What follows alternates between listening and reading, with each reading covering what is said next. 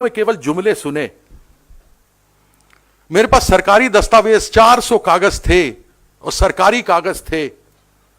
एक निजी संस्था थी Delhi and district cricket association, जिसके अध्यक्ष अभी के वर्तमान में वित्त मंत्री श्री अरुण जेटली जी थे, जिसका पार्टी से कोई लेना देना नहीं था, जिसका सरकार से कोई लेना देना नहीं था, जिसके बारे में मैं पिछले 15 से 20 सालों से उसके भ्रष्टाचार, 400 करोड़ रुपए के भ्रष्टाचार के बारे में बात कर रहा था।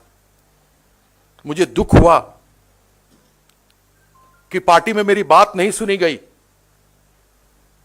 प्रधानमंत्री जी ने कहा था, बड़ी प्रसन्नता हुई थी मुझे जब उन्होंने कहा था, ना खाऊंगा ना खाने दूंगा।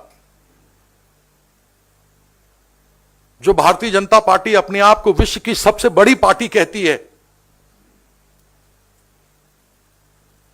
जो भ्रष्टाचार के विरुद्ध लड़ने की बातें करती थी, उसके सामने जब सरकारी दस्तावेज मैंने पेश किए तो मेरे पीठ में छुरा भोंका गया।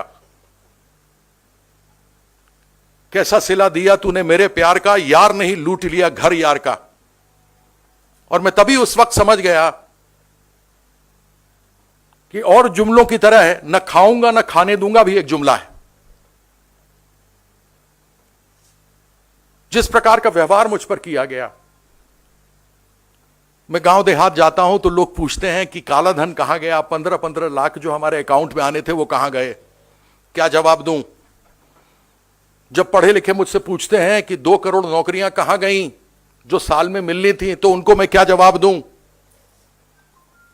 मिथिलांचल, उत्तर बिहार की जो उपेक्षा की गई, स्मार्ट सिटी में एक भी सिटी नहीं लिया गया। जो गंगा स्वच्छ हो जाएगी, ना मैं आया हूं ना गया हूं, मुझे गंगा मैया ने बुलाया है, आज उसका क्या हुआ? Stand up India, startup India, नाम सुने हमने लेकिन केवल घपले हुए। मुझे आज भी याद है जिस समय उन्होंने कहा था, मैं अगर 100 दिन में सरकार बनने के बाद काला धन नहीं लेकर के आया तो 100 दिन में आप मुझे चौक पर खड़ा करके कुछ भी करना। आज 5 साल पूरे हो चुके हैं।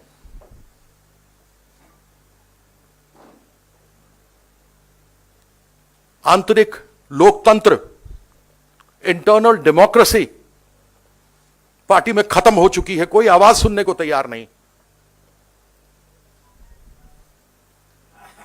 सोशल मीडिया पर बैठकर मेंबर बना लेने से कोई सबसे एक नंबर का पार्टी नहीं बन जाता है। और ये सारी चीजें मुझे खचोटती हैं। मैं अपने क्षेत्र में जाता हूं, जब लोग मुझसे पूछते हैं तो यह चीज मुझे खचोटती है, मेरे दिल पे चोट लगती है। और इन सभी चीजों को देखकर जब मैंने देखा कि ये केवल जुमले चल रहे हैं, जुमलों के अलावा और कुछ नहीं हो रहा है,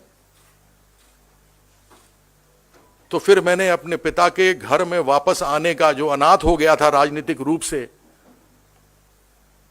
मुझे राजनीतिक परिवार मिला। यह राजनीतिक परिवार ही नहीं, एक अपना परिवार सा है। और मुझे बड़ी प्रसन्नता है कि वापस मैं कांग्रेस में आया हूं।